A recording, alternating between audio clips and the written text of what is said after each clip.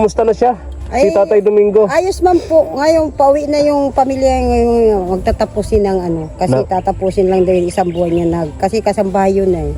Tapos yung mga gamit po niya kabarangay, yung ano, dadalhin daw. 7,000 na hiningi yung mapahatid sana siya dito ng ano ay. Sabi ko ay hindi ka ako agad-agad na tayo ay makakahingi na kagad ng ano doon. Kasi yun ang naibigay ng 5,000. Hindi yun na lang kako ang pagkasyahin. Oo, tama yun, Kuya Ramil. Wala nang problema pala si Ate Malu. Pa po minsan. Tingin ko hindi na nakatiyan. Kaya ano ko lang po, tinitiis ko lang kati. Sabi ko, Ano tingin mo, Kuya Ramil? Lalo pag nagkati ay tawagin ako. Yaman pala si Ate Malu. Dapat pala wala na itong sponsor si Ate Malu. Ang kalakal po. Ang bihira. Ang kalakal, hindi mo naman. Okay na. At least, magaling na si Ate Malu. Hindi na po nangangailangan ng tulong natin. Ay, hindi po, nakatipayan.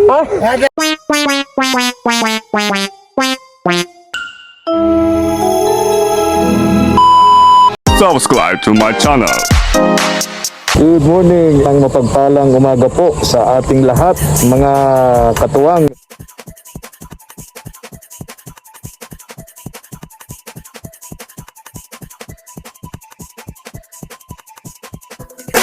Tara po, salamat po. Pumunta po ako kina Ate Malu at update natin yung usapan na dun sa bayaw niya, si Kuya Domingo, yung binigay po nating 5,000 pesos pamasahe nung pamilya, asawa at mga anak ni Kuya Domingo, yung bayaw po ni Ate Malu. Wala dun sa bahay niya si Ate Malu tsaka yung asawa, nangangalakal daw po, no? Kaya hinanap po natin dito sa area and natagpuan po natin, andito po, ayan. Ate Malu, kaway-kaway. Ayan, napakasipag talaga nila mga katuwang. Sobrang sipag na mag-asawang ito.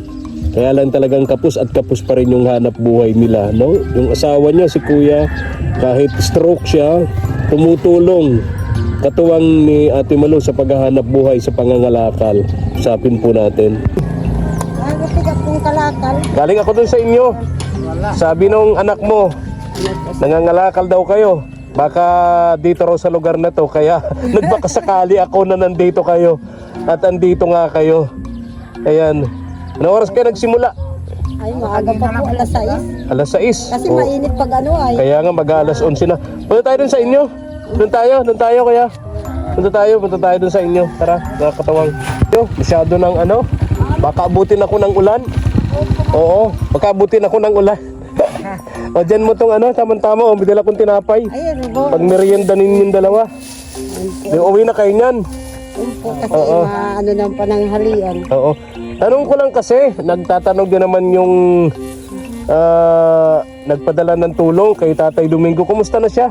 Si Ay, Tatay Domingo. ayos man po. Ngayon, pauwi na yung pamilya ngayon. Magtatapusin ng ano. Kasi tatapusin lang daw yung isang buwan niya. Kasi kasambahay yun eh.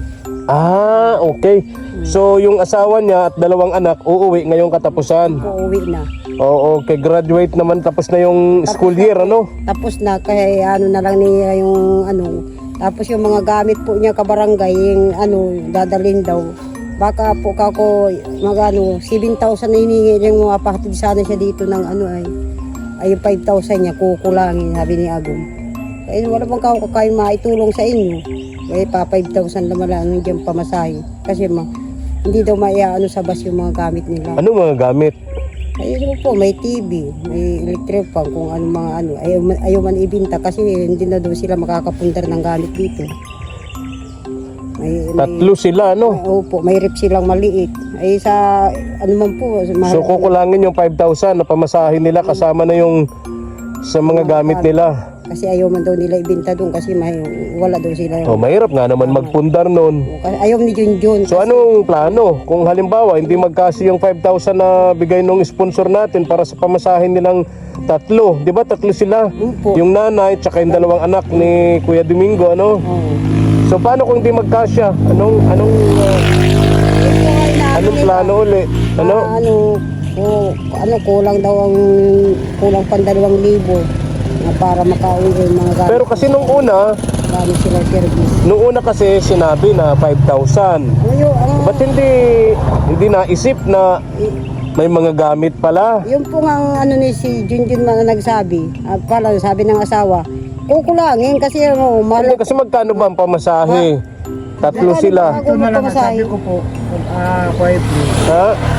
Yung 5,000 na yun ay para dun lang sa ano, yung sa kanila, tapos yung kaunting damit Oo. na mailagay dun sa bagahe lang. Oo. Ay ngayon, sabi ko, yung iba kako, Oo. iwanan muna kako dyan sa anak mo na nandyan. Oo. Para kayo lang kako ang mauna. O tama yung suggestion mong yan, Oo. kuya. Sabi kong ganun. Oo. Ay di, sabi ko, kung halimbawa, di, unti-unti na lang yung pag halimbawa si ikaw ay kung gusto magpa-Maynila, unti-untiin mo na lang. Pag uwi mo, unti-unti na lang. Tama. Oo.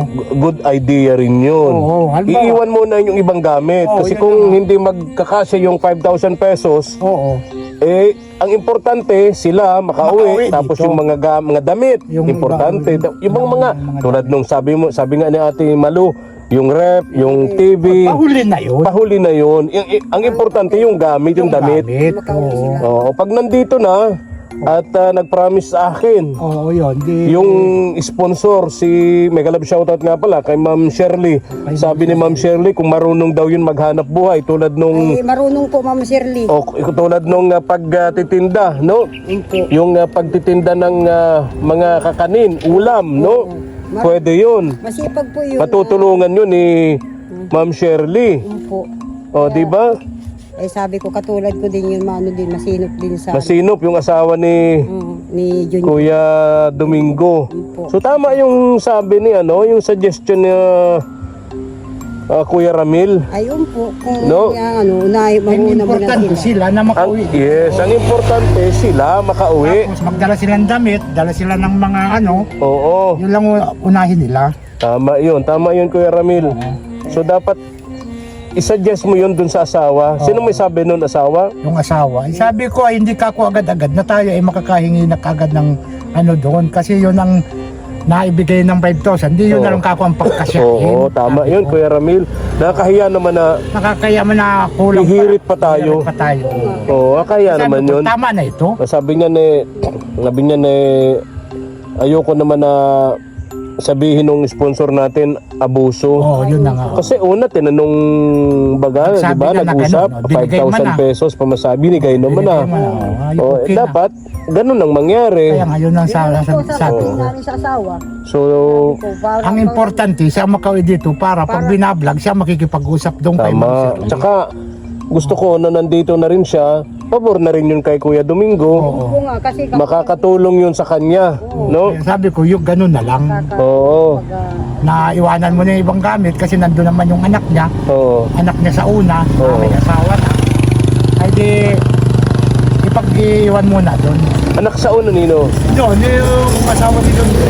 Yung asawa ni Kuya Domingo, may anak yun sa May una. anak sa unang babae na yung pinaaral niya. Oo. Pinaaral nila.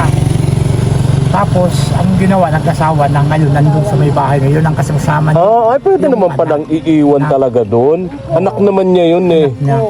Yung ibang Oo. gamit, iwan mo na. Dapat Tama. yung ibang gamit, yung kinakailangan, dala na dito. Tama. Para Oo. makapaghanap buhay dito yung asawa ni Yun. Kuya Domingo. Oo, Pag may, yun na. pag may hanap buhay na, ipon ng pamasahe, Oo. kunin niya yung mga gamit. Oh, alam mo, paunti-unti. Sabi ko, yun mo lang ang gawin. Oo. Sabi ko kasi ang gamit niyan, makukuha din niya, pero dapat mauna kayo mag-ina. Dapat. Tama yung suggestion ni...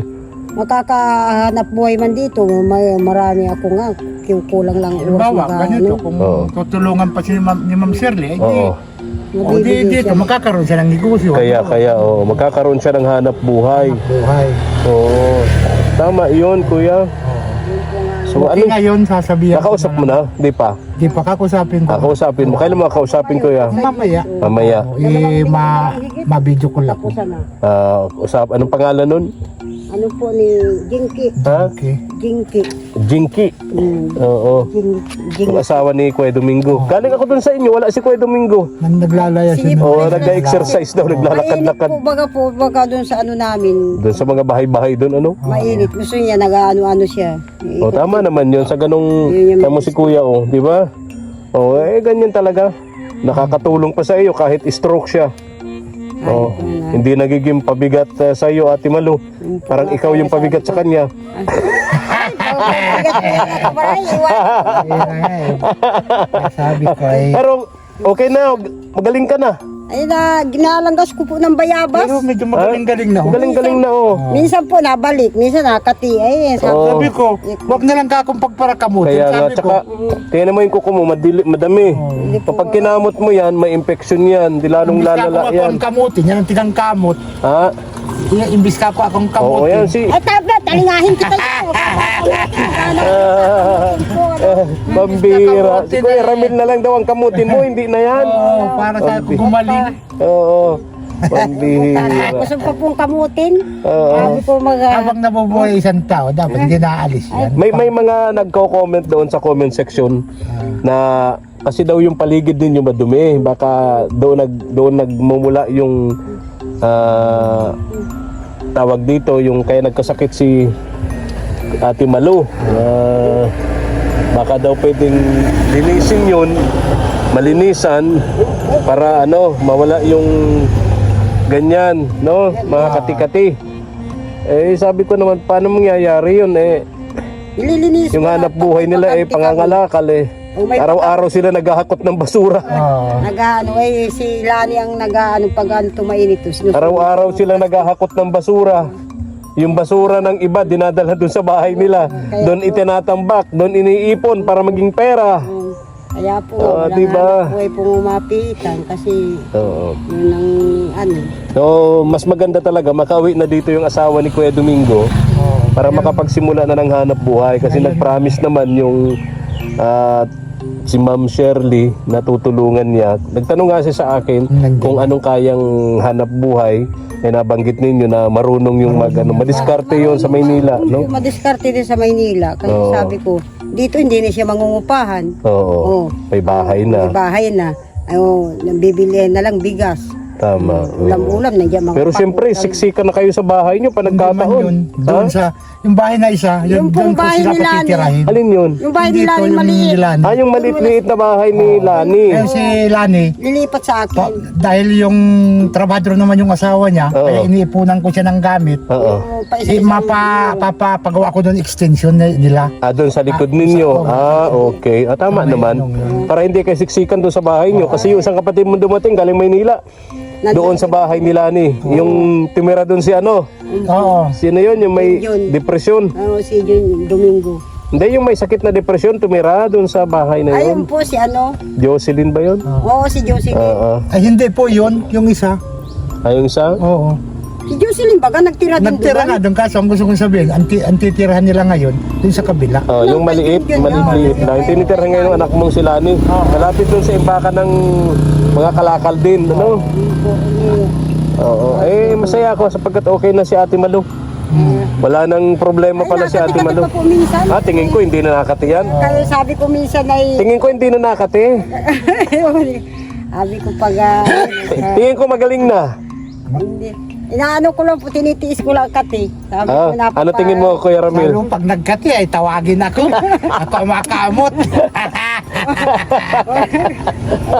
Talaga si Kuya Ramil. Hindi mo ba sinusubukan tawagin si Kuya Ramil pag kumakati yan? Pag kumakati, hindi ako tinatawa. Ate Malo, pag kumati, wag mong ipakamot sa iba ha.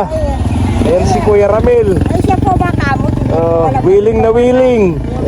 Wala po kamot. Ay, hindi ko na kayo balahin. Ay, tinapay mo ba't nakalagay doon? Mamaya kainin niya ng Ayun. dami nilang dalang tubig, oh. Pasigurado itong dalawa. Panigurado na, hindi sila mauuhaw. Laki-laki nung nalagyan nila ng tubig dyan. Ayun lang, Kuya Ramil. At hinanap ko kasi kayo. Siyempre, baka alam mo na, no? Baka iniisip nung sponsor natin ni Ma'am Shirley kung ano na nangyari at hindi ko na itatanong sa inyo. So ngayong umaga sabi ko, Pauwi na. pipilitin ko na mahanap ngayon si Ate Malu at Kuya Ramil. Pagpunta ko doon sa bahay ninyo, wala daw kayo. Sabi ni Lani, nung anak, nandito daw kayo sa may lugar na to. Kaya sabi ko, baka sakali ako. Ayun nga, natagpuan ko kayong dalawa. Yung po, Ayan. papaunahin namin na yung mag-ina. Paunahin muna.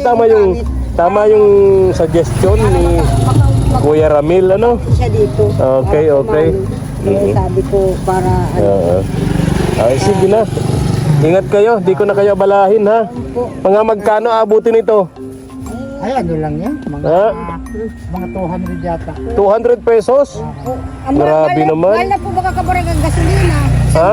Isang ikot lang. Gasolina mahal Oh, na. grabe naman ano. Ganyan kadami, 200 pesos lang. Lilinisin nyo pa yan. Lilinisin pa. Lilinisin pa. Ilang oras yung linis o ganyan? Ay, mga 2 oras. Ay, naku, Diyos ko, grabe. Ay, gasolina, Sa halagang 200 ano? Bigas mahal. Ay, Mahal. po, sabi ko. Nako.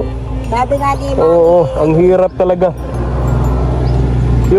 Yung gasolina mo na 500 mga katuwang, halos 4 na litro lang. Kung saan ka lang nun makakaikot-ikot, di ba, Timalo? Yung 500 mong gasolina, halos 4 na litro lang. Eh, kung saan-saan ka lang makakaikot nun. Ang hirap magpara takbo ng Malayo. malayo, lalo kung hindi mo sigurado yung lugar. Oo. Kaya sabi, Eh, yung mga lakad nyo, talagang hindi sigurado yun. Dapat din, bago ka ma-desisyon na magpunta sa ano, dapat insigida may kapalit. Tama. 500 pesos, imagine, no? Wala pang 4 na litro. Wala pa. umpo. Paano pag ikot-ikot nyo? Siyempre, Kaya po hindi kayo kami hindi makano. sigurado yung mga lakad nyo. Naghahanap kayo ng mga kalakal sa mga tabi-tabi dyan. Siyempre, normal, mag-iikot-ikot kayo. Dati nakakarating. Paano kayo makakapag-ikot-ikot kung sa 500 pesos eh? Pinag-ano lang 4 na litro lang, Ano no? yung mga, ano yung 3 balik man na yun. Nako, Diyos ko. Tatlong balik. Grabe, ano. 500 pesos, laking ano na din yun. Wala na po. Konsumo na din, ano? Wala na po ibibiling bigas. Ay, nako. Gasolina na lang. O, saan nangyari? Mga, Ay, ko, Kaya kung minsan nakasalina ko, 150, 100. Uy, saan ka lang makakarating? Ay, Dito lang, tapos pag medyo Ay, maruta ko na, gasolina ko ng 200. Ay, nako, Diyos ko po, grabe. Hindi mga ilang kilo maghapon na nabibili nyo. Eh, sa 500 man na yun, na ano, na gasolinang yun, pag na, ano man yun, pag nagbenta na kami, naabot mo na mga 800 yun. 800. Oo. Di malaki. Mayaman pala si Ate Malu. 800. Gasolina lang yun, eh, Sa meron namang gasolina lang kapital po. pa yun. may kapital pa. Oo. Magkano abutin? At tubo, Magkano kita mo doon? pinakatubo nun, 300 lang. Ha? Mga 300. Ano po, di wala pang bigas doon, wala pang ulam. Mayaman pala si Ate Malu. 300 times 30, 9,000 pala monthly. Mayaman pala si Ate Malu. Dapat pala wala na itong sponsor si Ate Malu. Hindi naman po kabarangay Pararihas. Ha? Tulad ngayon, nagmarahalan. Nagmarahalan. Oo. O, kaya... Tara lang sa tawa nagmamarahan. Oh, Ang kalakal po. ang bihira. Ang kalakal, hindi Oh, malaman. babay na, babay na. Babay na po. Pero Mel, Ate Malu, ingat kayo. Salamat. Oo. Shirley, Oo. uwi na po sa asawa ni Domingo. At least magaling na. Magaling na si Ate Malu. Sa katapusan. Oo. At least magaling na si Ate Malu. Hindi na po nangangailangan ng tulong natin. Ay, hindi po nakakatipayan. Ah, Kakamuting ko. akala ko pa naman sabi ko pa naman, hindi na po nangangailangan ng tulong natin si Ate Malu at magaling na. Kailangan ko po, lalo pa po ngayon mga pasukan, malapit na naman. Oh, Kailangan ko pang ano na 9,000 pesos po ang kinikita dito sa isang buwan, 300 pesos daily. So mayaman si Ate Malu. Hindi na po niya kailangan ng sponsor. Mayaman po tayo kabarangay sa pagmamahal. So mali pala yung sinabi ko. Maliit po yun. Ate Malu, mali pala yung sinabi ko. Mali po yun. Hindi mo na kailangan ng tulong. Ay, kailangan ko po ba kabarangay kasi katulad po ba, ganito nga nagmamahalan lahat. Kailangan, tama lang po sa araw-araw, kulang pa. Yan nililinaw ko. Sasabihan ko na sana yung mga sponsor. Wag na natin tulungan si Ate Malu, mayaman na. Kaya iwanan ko na siya agom. Ay, tapos tayo. Saan ka naman pupunta? Mahanap na po, mga ngatulong, mga kasimbahay. Ay, pabira. Iwanan mo si Kuya Ramil. Paghahanap din yan ng katuwang niya. Iniwanan ako lalong masaya ako. Oh.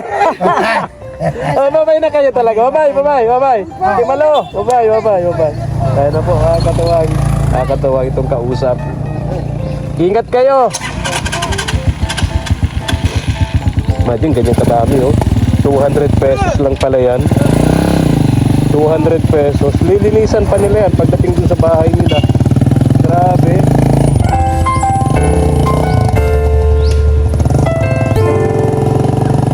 Thank you for watching.